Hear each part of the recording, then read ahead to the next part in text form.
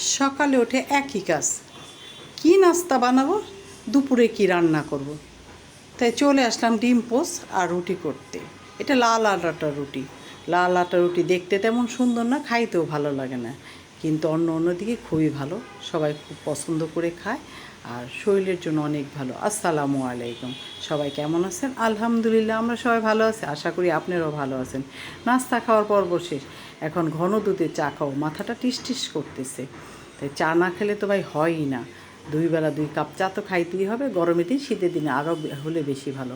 আপনার ভাইয়ের বাজারে এই বৃষ্টির মধ্যে তার কাজ বাজারে যাওয়া, সে বাজারে চলে গেছে, নিয়ে আসলো কতগুলি কাঁচামরিচ আর তার সাথে পুঁই শাক, আরও কিছু আনছে, ওগুলো ভিডিওতে তুললাম না। কাঁচামরিচগুলো বোটা ফালানো হয়েছে, পুঁই শাকের ডাঁটা বাছে। পুঁই শাকের ডাঁটা দিয়ে কে খান? মসুরি ডাল চচ্চড়ি, ভাই এটা খাইতে খুব মজা। তার ভিতরে আপনার ভাই আবার আমাকে কাজে সাহায্য করতেছে, কারণ সে মাঝে মাঝে আমাকে অনেক সাহায্য করে, এর জন্য তাকে অসংখ্য ধন্যবাদ। কারণ সে সবগুলো ছুরিতে বসে বসে কাইটে দিতেছে আর আমি বক বক করতেছি তার পাশে দাঁড়ায় দাঁড়ায়। মহিলাদের কাজই তো বক বক করা। তো যে কাজ সেই কথা, চলে গেলাম বারিন্দাতে আবহাওয়া দেখতে। ওরে বাবা রে বাবা, যে বৃষ্টি বাইরে, তুমুল বেগে বৃষ্টি হচ্ছে। তাই বৃষ্টির দিনে মনে হলো ভালো কিছু রান্না করি। কী রান্না করব জানি না, তারপরও চেষ্টা করতেছি। আর গাছের দিকে তাকায় মনটা একদম খারাপ হয়ে গেল। গাছগুলি একদম বৃষ্টিতে ভিজা, একদমই হয়ে যাইতেছে, একদম রাস্তায় বের হওয়া যাইতেছে না, প্রচুর পানিতে। এখানে গাছগুলি সব মরে যেতেছে, বিভিন্ন রকমের গাছ। ভাই যারা কাজ করে দিনমজুরি, তাদের জন্য খারাপ লাগতেছে, না বের হলে সংসারটা কিভাবে চলবে। তারপরও মধ্যবিত্তদের সমস্যা, না গেলে ব্যবসা বাণিজ্য কীভাবে করবে। তাই এখন বৃষ্টি তো কমতেই আসে না, তাই চলে গেলাম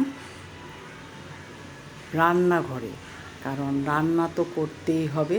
তো মন স্থির করলাম কী রান্না করব। তারপরও আপনার ভাইয়ে আমার ছেলের কাছে জিজ্ঞেস করতে হবে কী রান্না করব। তারা যেটা হুকুম দেয় সেটাই করতে হবে।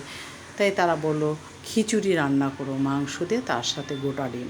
তাই রান্না করে ফেললাম খিচুড়িতে, গোটা ঝরঝরা ভাতের চালের খিচুড়ি। এই খিচুড়িটা কিন্তু দারুণ মজা খাইতে, তাই রান্না করতেছি। তার পাশাপাশি 2-1টা আইটেম তো আরও করবই, তাছাড়া তো হবে না। যেহেতু গরুর মাংস ফ্রিজ আছে, এখন এটা গরুর ভুঁড়ি আলু দিয়ে করলাম। আলু দিয়ে ভাই গরুর ভুঁড়ি কারা খান? আমি জীবনে খাইনি, কিন্তু আজকে ফার্স্ট ট্রাই করব। এটা অনেক ব্লগিং আপুদের দেখি গরুর ভুঁড়ি আলু দিয়ে করি, মানে ভাই ভালোই লাগে, দেখতে তো ভালোই লাগতেছে, খায়া দেখিনি। আমি তো পেঁয়াজ দেওয়া করি, এটা সবাই করে। তাই রান্নার পাশাপাশি আপনাদের সাথে মাঝে মাঝে কথা বলি। ভাই যে বৃষ্টি, সারা দেশ একদম পানিতে ভরে যেতেছে। তাই তার পাশাপাশি পরোটা করলাম, ছেলে ঘুমিতে করতে নাস্তা খাবে, ভুড়ি দিয়ে পরোটা দিয়ে। তা আমার ব্লগটা যদি ভালো লাগে লাইক দিবেন, সাপোর্ট করবেন, পাশে থাকবেন।